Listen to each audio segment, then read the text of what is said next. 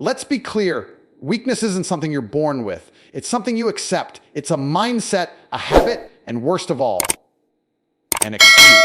Every time you hit snooze instead of waking up early, every time you scroll instead of working, you're choosing weakness. Strength doesn't show up and knock on your door. You build it in the gym, in the grind.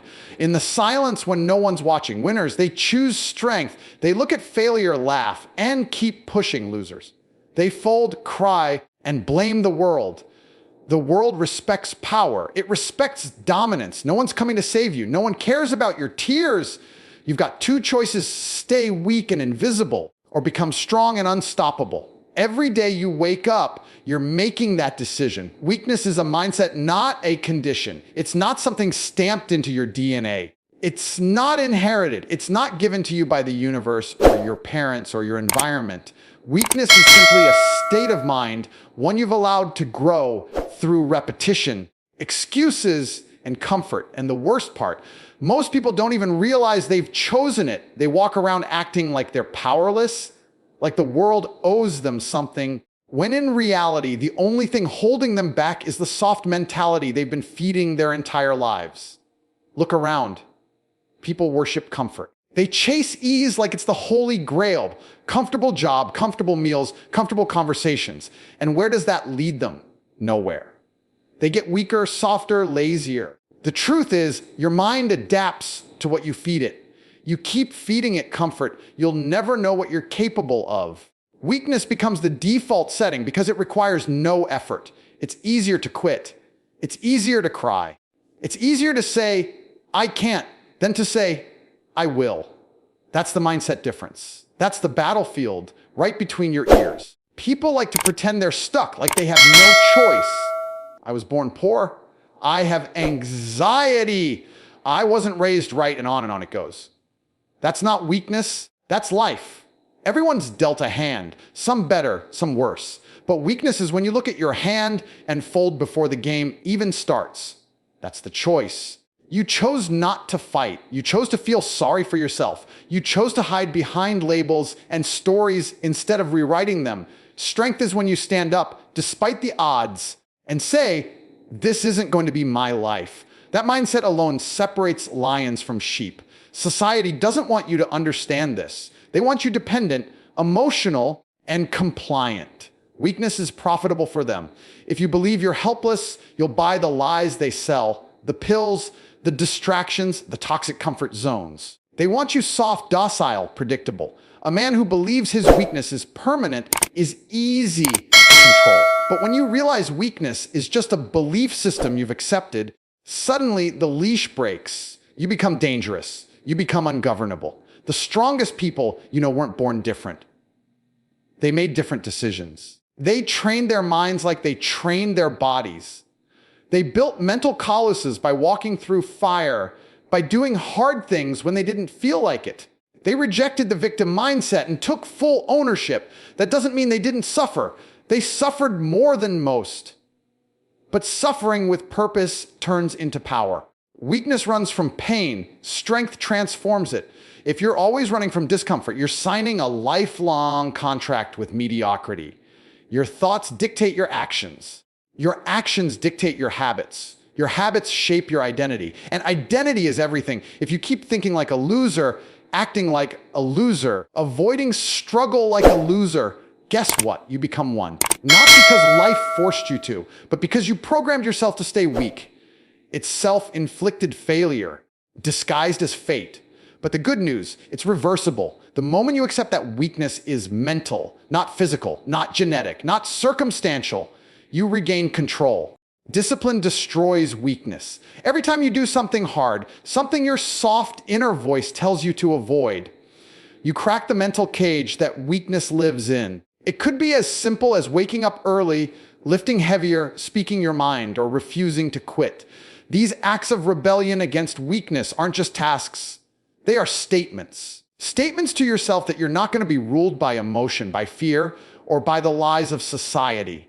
That's how strength is born. Not in one massive moment of inspiration, but in 1,000 micro decisions that say, I refuse to stay soft. The world isn't going to hand you respect. It's not going to care about your excuses. It only listens to results. The people who rise, the people who dominate, they do so because they've forged their minds in the fire of discipline.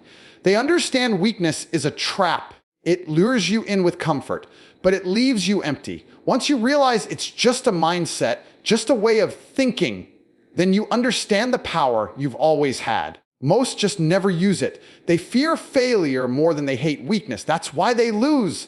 That's why they stay average. Strength is built through discipline. Not motivation, not luck, not talent, discipline. That boring, ruthless, repetitive grind that separates the winners from the ones who pretend they tried. People wait around for the perfect time, the perfect mood, the right inspiration. That's weakness disguised as patience. Discipline doesn't wait. Discipline doesn't ask how you feel. Discipline shows up no matter what because it doesn't care about emotions. It cares about results. Most people lose because they only move when it's convenient. They train when they're hyped. They work when it's fun. They focus when the pressure is on. That's not strength. That's emotional gambling. Strength isn't forged in excitement. It's forged in repetition. When no one's watching, when you're tired, when your body hurts and your mind screams to quit, that's where discipline lives. Every rep, every step, every sacrifice stacks up. Day by day, it builds a man into something unbreakable. You don't feel it in the moment, but one day you walk differently, talk differently.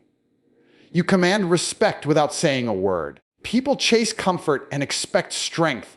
It doesn't work like that. You don't grow by doing what's easy. You grow by doing what's necessary. Discipline forces you to become someone worthy of the goals you set. You don't rise to your dreams, you fall to your standards. If your standards are weak, your results will be too. That's why most people fail. They don't have discipline, they have fantasies. They imagine a better life, but act like the same lazy version of themselves. Real change starts the moment you stop negotiating with your feelings and start obeying your standards. Every time you follow through on what you said you'd do, even when you don't want to, you're casting a vote for the person you want to become. It's not about massive change overnight. That's not how it works. Discipline is a slow, painful, consistent grind. It's showing up at the gym when you'd rather sleep. It's eating right when junk food is screaming your name. It's locking in and working when everyone else is distracted. That's how strength is created. Not gifted, not found, but earned through relentless effort. You don't become strong by accident. You don't stumble into greatness. You build it one hard choice at a time, one disciplined hour at a time. Discipline isn't exciting. It's not flashy. It's not loud. It's silent, brutal, and honest. It exposes your weaknesses, your excuses, your soft tendencies. It forces you to face yourself, to call out your own laziness, to kill the voice in your head that wants comfort more than power. Strength doesn't come from comfort. It comes from doing what others won't, what most avoid, what you hate but know is necessary. There will always be a voice in your head telling you to slow down, to skip the workout, to take a break. That voice is weakness trying to survive.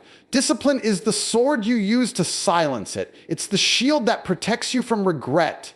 Because make no mistake, comfort leads to regret always. It feels good now, but it costs you later. Discipline hurts now, but it builds a future that makes others wonder how you did it. It's not magic. It's not mystery. It's daily suffering with a purpose. People love to admire strength, but hate what it takes to get there. They see the results, the physique, the success, the presence. But they didn't see the 5 a.m. mornings, the skipped parties, the injuries, the lonely nights of work. Discipline is invisible to the world until it becomes undeniable. Everyone wants to be respected, but few are willing to do what it takes to be respected. Respect is earned in silence and revealed in performance. You want to be strong, build discipline. You want to be feared, master your habits. You want to be free, be ruthless with your routine. You don't need more motivation. You don't need someone to tell you what to do. You already know. Discipline is about doing it anyway. Every single time. The man who masters discipline becomes untouchable. He doesn't need to be told. He doesn't need to be watched. He leads himself. He holds the line when others break. That's real strength. That's the foundation. Discipline isn't something you do, it's something you are. And once you lock it in, once you become it, no force on this earth can break you. The world rewards power, not pity. It doesn't care about your sob stories, your broken past, or how unfair life has been. It cares about what you bring to the table. If you show up strong, focused, disciplined, the world opens doors. If you show up weak, emotional, full of excuses, it slams them shut. That's the reality people don't want to hear because it hurts. But pain doesn't change truth. Power gets respect. Power gets attention. Power creates options. Pity gets none of that. There's this dangerous lie floating around that being a victim is some kind of identity worth protecting. That the more broken you are, the more people should care. But that mindset is a trap. It keeps you soft, passive, begging for handouts and sympathy. That kind of life doesn't lead to greatness. It leads to bitterness, dependence, and stagnation. You can't build an empire on emotions. You can't fight battles by crying about them. The world isn't going to stop spinning because you had a bad day. It keeps moving, and it crushes the weak without hesitation. Power isn't just about muscles or money. It's about presence. It's about certainty. When a powerful man walks into a room, everything shifts. People feel it. They listen. They follow. That's not an accident. That's the result of years of discipline, of becoming someone who can carry the weight that others drop. The world is drawn to that. People instinctively follow strength because it signals leadership, reliability, and dominance. Pity doesn't do that. Pity might get you a pat on the back, but it won't get you results. It won't build a legacy. When you operate from power, you don't have to beg for respect. It's given. You don't have to demand attention. It naturally gravitates toward you. You don't have to prove your worth with words. Your actions do it louder. Weak men spend their lives trying to get validation, trying to convince others they matter. Strong men don't ask for approval. They create impact. They shift the game. That's what the world rewards: impact, not emotion. Performance, not pity. The minute you choose strength, you step into a different world. People treat you differently. Opportunities multiply. Not because life suddenly becomes fair, but because you become harder to ignore. Weak people go unseen. They blend in, complain, hope. Powerful people get noticed. They move with intention. They solve problems. They execute. And execution is everything. You can have all the dreams, all the plans, all the motivation in the world. But if you can't execute, you're useless to yourself and everyone around you. Pity keeps you trapped in your head. It makes you think your feelings are more important than your actions. They're not. The world doesn't reward feelings. It rewards execution. That's the cold truth most can't handle, because that means it's your fault if your life sucks. It means it's on you to fix it. And that terrifies the average man. It's easier to cry than to rise. It's easier to blame others than to build yourself. But power comes from ownership. It comes from taking responsibility, even when it hurts, especially when it hurts. The world doesn't stop for your emotions. It respects movement. If you're broken, move anyway. If you're tired, move anyway. If you're scared, move anyway. That's power, doing what must be done, regardless of how you feel. Pity tells you to wait until you're ready. Power tells you to go now. Figure it out on the way. That's the mentality that gets rewarded. Not perfection, not comfort, but relentless forward motion. When you choose to show up strong, to control your emotions instead of being controlled by them, to lead instead of follow, to act instead of react, that's when life starts to shift. The world begins to notice you. People start to respect you. Not because you asked for it, but because average. The elite know that pain is fuel. That silence is power. That strength is a decision. And that petty is a prison. You earned it. You became someone worth rewarding. That's what separates the elite from the... You don't need more motivation. You don't need someone to tell you what to do. You already know. Discipline is about doing it anyway. Every single time. The man who masters discipline becomes untouchable. He doesn't need to be told. He doesn't need to be watched. He leads himself. He holds the line when others break. That's real strength. That's the foundation. Discipline isn't something you do. It's something you are. And once you lock it in, once you become it, no force on this earth can break you. The world rewards power, not pity. It doesn't care about your sob stories, your broken past, or how unfair life has been. It cares about what you bring to the table. If you show up strong, focused, disciplined, the world opens doors. If you show up weak, emotional, full of excuses, it slams them shut. That's the reality people don't want to hear because it hurts. But pain doesn't change truth. Power gets respect. Power gets attention. Power creates options.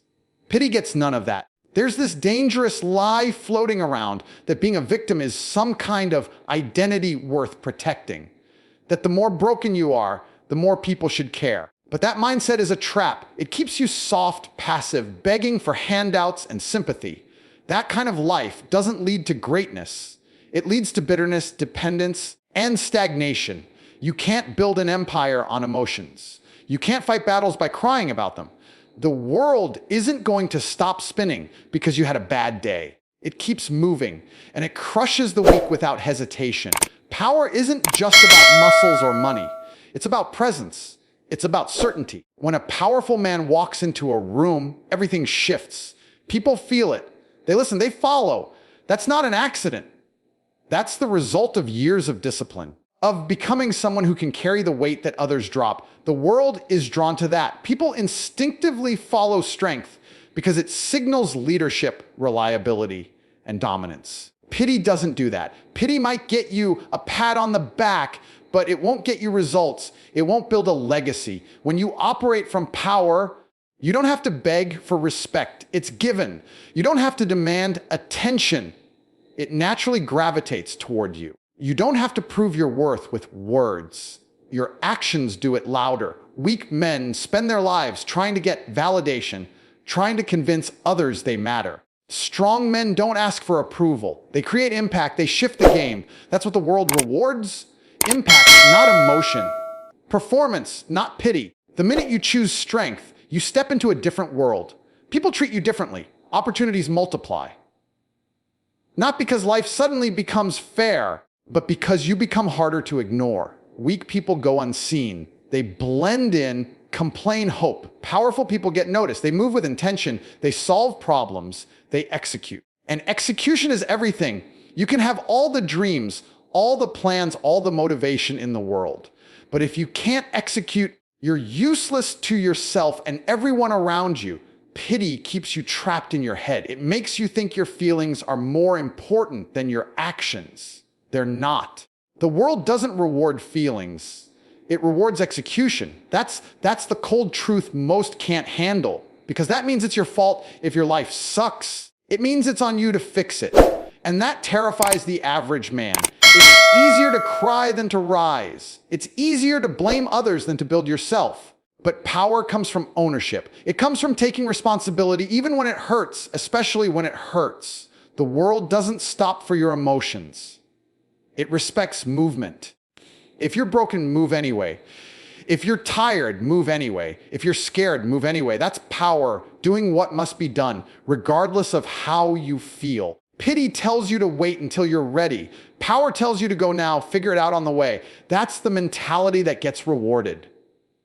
Not perfection, not comfort, but relentless forward motion. No one is coming to save you. That's not a threat, it's a fact. You can sit there and wait for help, for a miracle, for someone to notice how hard it is for you. Or you can stand up and realize the truth. You are alone in this battle, and that's exactly how it should be. Because the second you accept that no one is coming, you stop waiting and you start building. You stop crying and you start creating.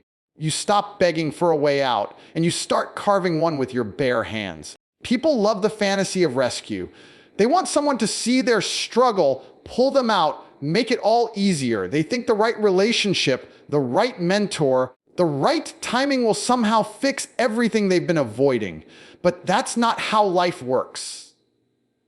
The people you're waiting on are too busy saving themselves. The world isn't built on sympathy. It's built on strength. If you can't lift yourself, no one's going to carry you forever.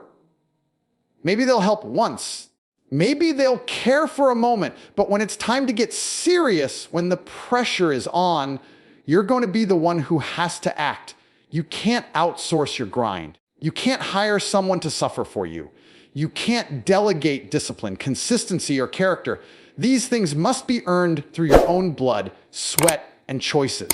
Waiting for a savior is a guaranteed path to weakness, because every second you wait is a second you could have been building. Every day you feel sorry for yourself is a day someone else is getting stronger, faster, smarter, while you rot in self-pity. And that gap widens every single moment you sit still. There are people out there right now with worse situations than you, doing more than you. They didn't wait for perfect timing. They didn't need a support group. They accepted their pain, owned their path, and went to war. Because once you realize no one is coming, you unlock a dangerous kind of freedom. You stop expecting handouts and start demanding more from yourself. That's when you become powerful. Not when you get rescued, but when you become your own rescue plan. The world respects the man who handles his problems, who takes chaos and turns it into structure, who doesn't flinch when it gets dark, who doesn't collapse when it gets heavy. You don't need saving, you need standards. You need to draw a line and say, this is where I rise. No matter how long you've been down, no matter who left, no matter how bad it got. You get one life, and wasting it waiting is the ultimate failure. You've got to become your own hero, your own motivator, your own enforcer. That voice in your head telling you to rest, to give up, to slow down, that voice wants you weak. It wants you dependent. It wants you waiting for someone to fix you. But no one's coming. And the moment you finally accept that, you'll stop asking for permission and start taking what's yours. That's the switch. That's the moment strength is born. The problem is, most people don't want that kind of responsibility. They'd rather play the victim because it's easier to blame than it is to change. It's easier to point fingers than to point inward. But the truth is, everything you want is on the other side of ownership. You want power. Own your failures. You want control. Own your mindset. You want freedom. Own your discipline. The moment you do that, the excuses vanish and the mission begins. And it's not supposed to be easy. This isn't a video game. This is real life. No one's going to pause the world until you catch up. You either rise or you get left behind. That's the law. So stop looking for lifeboats. Stop hoping for shortcuts. Start becoming the kind of man who doesn't flinch when the pressure comes. Who doesn't need to be saved because he already chose to save himself a long time ago. There is no backup plan. There is no secret weapon. There is only you, your choices, your habits, and your refusal to quit. That's what builds strength. That's what earns respect. Not sitting around waiting for someone to drag you out of your hole, but clawing your way out with broken fingers and a relentless heart. That's how real men are made. In the fire, not in the fantasy. Pain is your tool, not your enemy. Most people run from pain like it's a disease. They treat discomfort like something to be feared, avoided, numbed, and buried. But pain is the most honest feedback life can give you. It tells you where you're weak. It tells you where you're soft, untrained, unprepared. And the people who run from it stay the same. They stay small. They never level up because they keep dodging the very thing that would have forged them into something better. Pain is a signal. It's a message from life saying, this is where you grow. But instead of listening, most people complain. They cry. They post about how hard things are, hoping for likes and sympathy. What they don't realize is that pain doesn't care how you feel about it. It doesn't respond to your tears. It's there to push you, to challenge you, to harden you. The more you fight it, the weaker you stay. The moment you accept it, everything changes.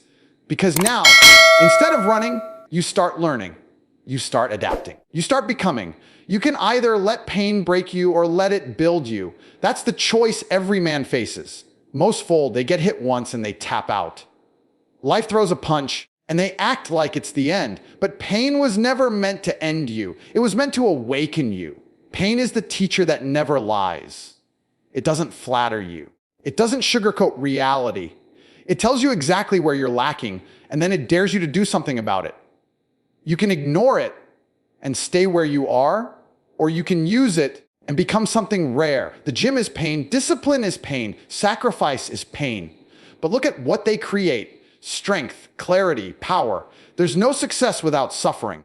The people you admire the most, They're not the ones who avoided pain. They're the ones who walked into it willingly and came out different. They looked pain in the eye and said, let's go. And in doing so, they gained something most people never will: control. Control over their emotions, their actions, their outcomes. If you're afraid of pain, you'll never chase greatness. Because greatness demands pain. It demands lonely nights, early mornings, sweat, failure, rejection. You think champions are comfortable. You think warriors enjoy every moment. No, they bleed, they doubt, they struggle, but they don't quit. Because they understand that pain is a currency. And every rep, every setback, every sacrifice is a down payment on the life they're building. Pain separates the committed from the curious. Everyone wants to win until it hurts. Everyone has goals until it gets uncomfortable. That's where most people stop. But if you want to rise, if you want to dominate, you go further. You lean into it. You let the pain sharpen you. You don't numb it. You don't escape it. You study it. You ask yourself, why does this hurt? What's it teaching me? What's the lesson here? That's how you turn suffering into strength. People fear pain because they've been told it's a problem. Society teaches you to avoid anything hard, anything heavy, anything that challenges your emotions. But that's soft thinking. That's the mindset of someone who's never been in a real fight. Pain is not the enemy. Weakness is. And weakness grows in comfort. So if you want to kill weakness, you need to make pain your weapon. You need to become the kind of man who doesn't just tolerate pain, but welcomes it. Because he knows every scar has a story. Every ache has a purpose. You won't find growth in your comfort zone. You'll find it in the sets that burn, the mornings that hurt, the silence that echoes when no one believes in you, but you keep going anyway. That's where the fire lives. That's where the edge is. And if you want to be dangerous, respected, unshakable, you have to live on that edge. Pain is the price of admission. It's the toll you pay to unlock your next level. So the next time life hits you, don't flinch, don't fold. Stand up and use it. Use the pain to fuel your focus. Use it to tighten your standards. Use it to remind yourself that you're not done, not broken, just in process. Because that's all pain is, part of the process. And if you're brave enough to embrace it, to lean into it without fear, you'll become something that pain can't touch anymore. The difference between weak and strong is a decision. It's not genetics, it's not background, it's not luck, it's a decision. Every man wakes up with the same opportunity to choose strength or choose weakness. And every day you make that decision through your actions, not your words. The problem is, most people don't even realize they're choosing weakness because it's wrapped in comfort, in excuses, in distractions that feel normal. But every skipped workout, every delayed task, every broken promise to yourself is a vote for weakness. Strength is not something that shows up by accident. It doesn't happen because you had a good day or got motivated watching a video. It's the result of choices stacked on top of each other, day after day. Choosing to show up when you're tired, choosing to grind when you're uninspired, choosing to push through the burrito, the pain. That's the difference. That's what builds something unbreakable. Weak men wait for the right feeling. Strong men act regardless of the feeling.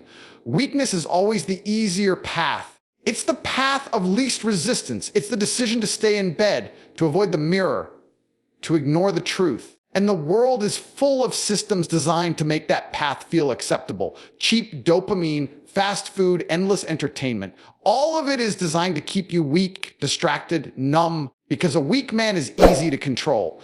He doesn't fight, he doesn't build, he consumes, he blends in, he obeys. That's why choosing strength isn't just a personal choice, it's a rebellion. Strength means taking responsibility when everyone else is pointing fingers.